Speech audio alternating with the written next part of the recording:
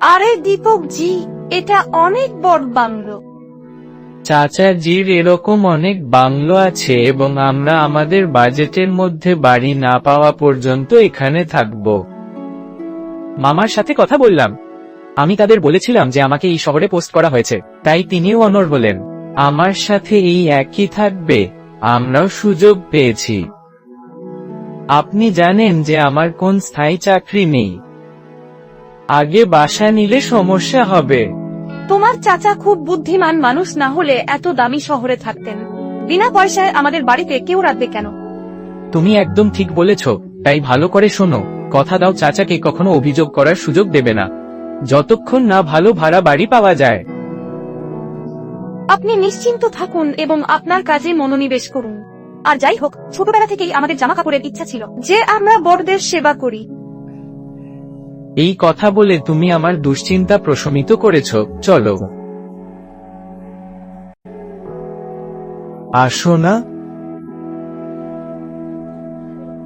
এটা অনেক বড় বাড়ি, কিন্তু সাজসজ্জাও অনেক সুন্দর।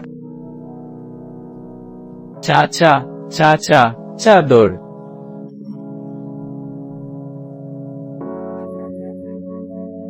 দীপক এসেছে।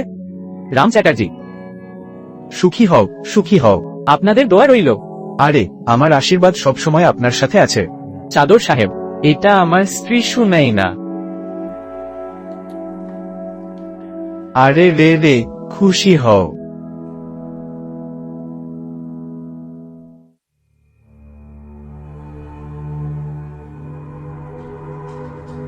চাচা, আপনি কি চাচা হয়ে গেছেন? সেই প্রদীপ তোমার বউয়ের সৌন্দর্যে হারিয়ে গেল।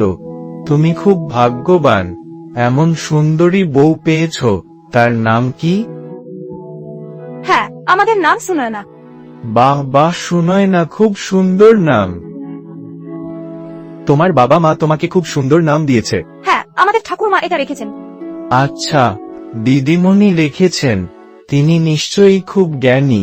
শোন, এটা কিচেন আর একটা বেডরুম।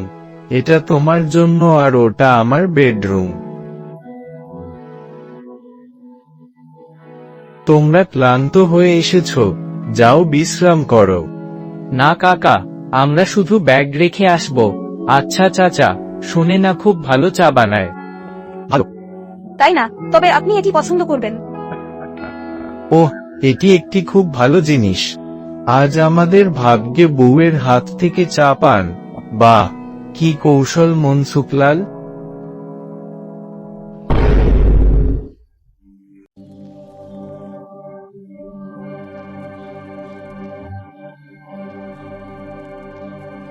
এই মহিলার আপনার বাহুতে থাকা উচিত। এখন আমার হৃদয় স্ফুরণ করছে। তাই এই হৃদয়কে বিনোদন দিতে কিছু কৌশল অবলম্বন করতে হবে।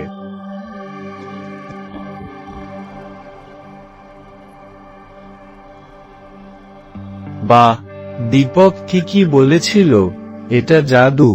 আমার মন তোমার হাতে চুমু খেতে চায়।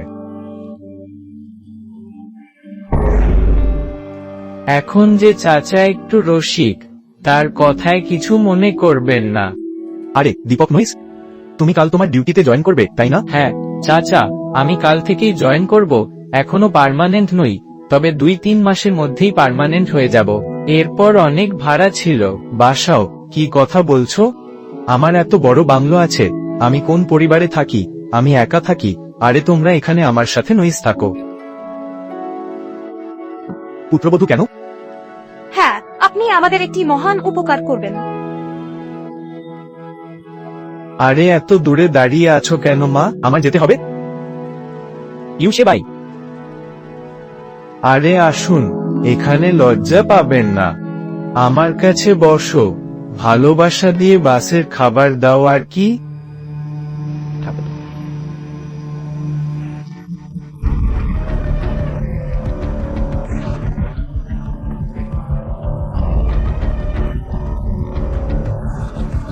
দাদা, একদম চিন্তা করবেন না। আপনার সেবা করার জন্য সুরেনা সর্বদা প্রস্তুত থাকবে। খুব ভালো খাবার রান্না করে। কি?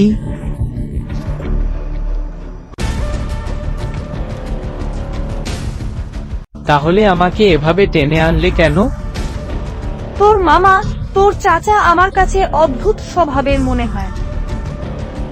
আরে, তোর শহরে আসা উচিত হয়নি। যখন গ্রামে থাকতে, তখন তো ভাই বোনের সেবা করে মায়ের সেবা করাই ভালো। আমরা বুঝতে পারছি না তারা আমার দিকে কিভাবে তাকালো, কিভাবে তারা আমাকে স্পর্শ করলো।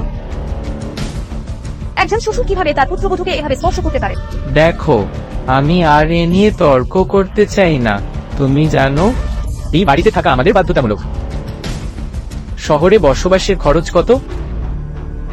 ভবিষ্যতে এমন আচরণ করবেন না।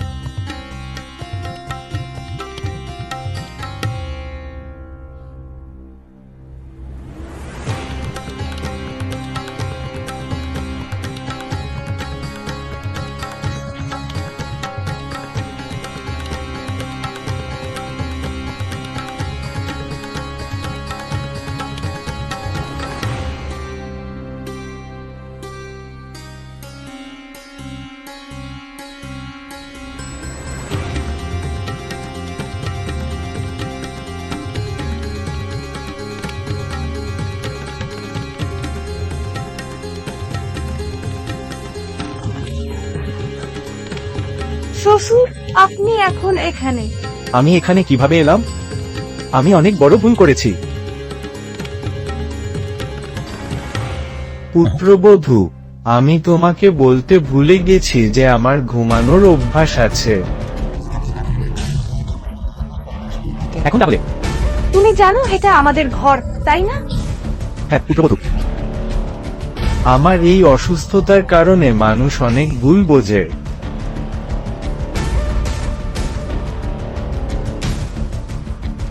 দুঃখিত পুত্রবধূ, আমার এই ভুলের কথা কাউকে বলবেন না। আর দীপককে একটুও বলিস না, না হলে সে অকারণে দুশ্চিন্তাগ্রস্ত হয়ে পড়বে আর আমাকে নিয়ে কি ভাববে। হ্যাঁ ঠিক আছে। যত্ন নিন।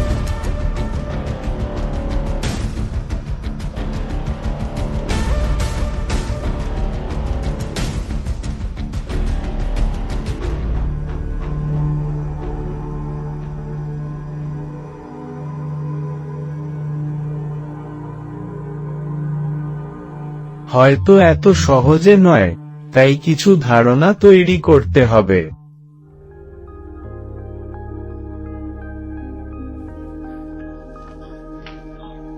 আপনি আমার কথা হালকাভাবে নিচ্ছেন। আজ সে আমার বেডরুমে এসেছিল এবং আমি যখন চকলেটের জন্য চিৎকার করেছিলাম, তখন সে অজুহাত দিয়েছিল যে তার ঘুমানোর অভ্যাস আছে। এখন বলুন, দিনের বেলায় ঘুমিয়ে হাঁটার অভ্যাস কার আছে? আরে, বাদ দাও, সে কিছু করেনি। প্লিজ আমাকে আর কয়েকটা দিন সহ্য করো। আপনার চাকরির কারণে আপনি আগামীকাল কি হবে তা বলতে পারবেন না। সব সময় দুর্ভাগ্য বলবেন না।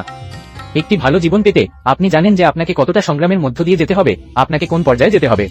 আর আপনি যদি চাচার মন জয় করেন, তাহলে হয়তো তিনি এই সম্পত্তি আমাদের কাছে হস্তান্তর করবেন। সম্পত্তি ছাড়ুন, তবে ভাড়ায় বাড়ি নিন। তা ছোট হলেও তাতে আমরা দুজনেই সুখে থাকতে পারি কেন? এটি একটি অনুগ্রহ নয়।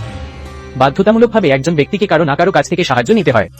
আর যখন আমাদের বাধ্যবাধকতা শেষ হবে, তখন আমরা অন্যত্র আমাদের ব্যবস্থা করব। ততক্ষণ চাচার সেবা করুন, তার যত্ন নিন প্লিজ। বন্ধুরা, দারিদ্র্য চাহিদা মানুষের জীবনের একটি দিক, কিন্তু তারা তাই বলে, তাই না? সম্মানের চেয়ে বড় কিছু নেই। সুনয়না তার স্বামী দীপকের সাথে গ্রাম থেকে শহরে থাকতে এসেছিল এবং দীপকের পরিচিত মামার পীড়াপিড়িতে সে তার বাংলোতে থাকতে রাজি হয়েছিল। দীপক তার স্বামী সুনয়নার সাথে সেখানে থাকার জন্য বিখ্যাত ছিলেন, কারণ সম্ভবত তিনি এই খরচ বহন করতে অক্ষম ছিলেন। তার চাকরি স্থায়ী করা হয়নি। সে যে টাকা পেয়েছে তা মিছরি ছিল না বন্ধুরা। সুনয়না তার স্বামী দীপকের কাছে তার কাকার আচরণ সম্পর্কে তার আশঙ্কা প্রকাশ করার অনেকবার চেষ্টা করেছিল, কিন্তু দীপক রাজি হননি। সে তার চাচাকে ভুল বুঝছে বলে তা ঝেড়ে ফেলল। দেখা যাক আমাদের গল্পে এরপর কি হয়।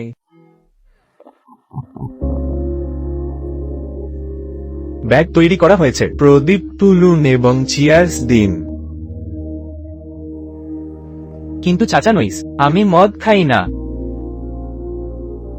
কিছু মনে করবেন না দীপক, তোমার আগমনে আমি খুব খুশি। আরে তোমার ফটোটা আমার জন্য রাখো, একবার পান করলে আবার পান করা শুরু করবে। আরে কি দেখছিস ওর দিকে, সে অস্বীকার করবে। না চাচা, মদ খায় না। আরে সে পান না করলে সে মদ্যপান শুরু করবে। আপনি কি জানেন এর কারণে মানুষ জীবনে এগিয়ে যেতে পারে না? চাকরিতে পদোন্নতি, প্রগতি, এই সব হলে আমাকে একটু পান করতে হবে। আপনি পান না করলে আমি রাগ করব। সাধাজি, আমি কি আপনাকে রাগ করতে পারি? এমনকি জীবন আপনার জন্য উপলব্ধ। বাহ, একটা জিনিস দেখা হবে।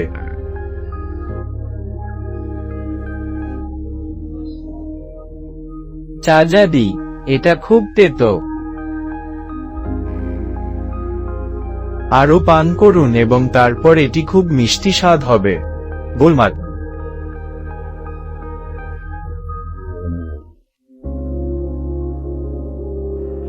ভালো হয়েছে, এটা মজা ছিল। আরে দীপক, এটা তোমার জন্য।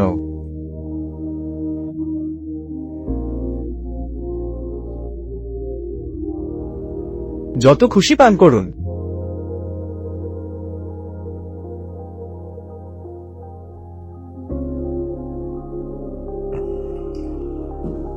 দীপকজি, এবার থামুন। আমি প্রথমবার পান করছি, কিছু হলে কি হবে? আরে আমি নেশা করব না, আমি আমার বাসায় আছি। তারপর চাচা, আপনি আমাদের কেউ না। আপনি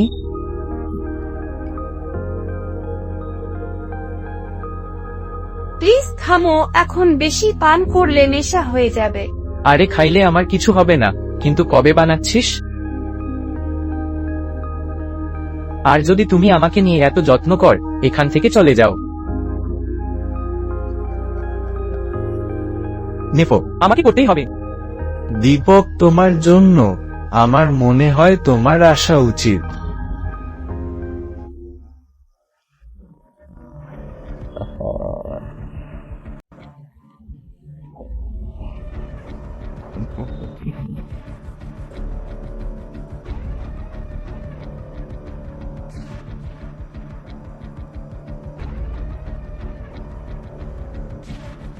বাহ, তিনি কয়েক ঘন্টা জেগে উঠবেন না।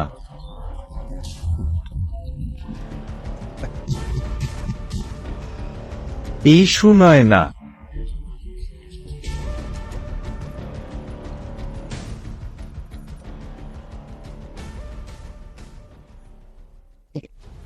এত মদের কি দরকার চাচা, ছাড়ুন। আরে তুমি দেখেছো এভাবে চলে গেলে কেমন করে? সারাক্ষণ তার মনের মধ্যে তুমি একমাত্র মানুষ, আর আমি জানি তার বুদ্ধি মদের প্রভাবে। সে কিছুই জানবে না আমাদের মধ্যে কি হয়েছে। হ্যাঁ শোন, সে বোকা। আমার কোটি টাকা ছাড়া তার কিছুই নেই। সবাই আসবে, তোমাকে রানী করে রাখবো, তোমাকে রানী করব। হ্যাঁ, সরে যাও। চলে যাও, শ্বশুর বাড়ি ছেড়ে চলে যাও। দুঃখিত, আমি কিভাবে এভাবে চলে যেতে পারি? আরে না, আমাকে এখন মুক্তি দিও না। এখন আমি ছাড়ব না, হা করে হাসবো।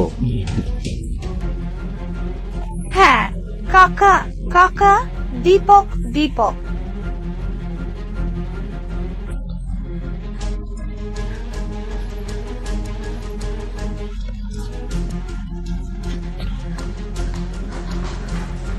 দীপাজি, দীপাজি, দীপাজি উঠলো না, তাকায়নি জি। আরে কি হলো, আর আমি কি হয়ে গেছি? দীপাজি, আপনি আমার সাথে থাকুন, পার্থক্য আছে। হ্যাঁ।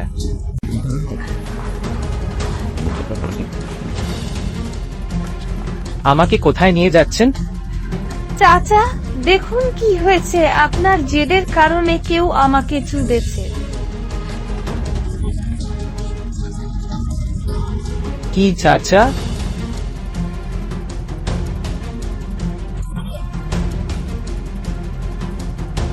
আপনি কি করেছেন? হ্যাঁ, দেখুন। গ্রামের কেউ জানে না এবং এখানেও কেউ জানে না যে আমরা চাচার সাথে থাকি, তাই কাউকে কিছু বলার দরকার নেই। চল এখান থেকে চলে যাই। বন্ধুরা, আজ শুনে না অপরাধী হয়ে গেছে। আর এর একমাত্র কারণ ছিল তার স্বামী দীপক। বন্ধুরা জানায়, অপরাধী যত চালাকি হোক না কেন, পুলিশ একদিন না একদিন তার কাছে পৌঁছায়। বন্ধুরা, পুলিশ মনসুখের মৃতদেহ পাওয়ার পর দীপকের বিরুদ্ধে খুনের অভিযোগ আনে এবং শুনয় না দুজনকেই গ্রেফতার করা হয় এবং তদন্তের পর জানা যায় এই হত্যাকাণ্ডের আসল আসামি সুনাই না। বন্ধুরা, আমি আপনাদের সকলকে সম্পর্কের সীমা বোঝার জন্য অনুরোধ করছি যাতে আপনি আপনার জীবনে কখনো অপরাধী না হন। নতুন গল্প নিয়ে আমাদের এই গল্পে এটুকুই। আমি কুনাল সিং রাজপুত আপনার সাথে আবার দেখা করব, ততক্ষণ পর্যন্ত হ্যালো জৈন শব্দ।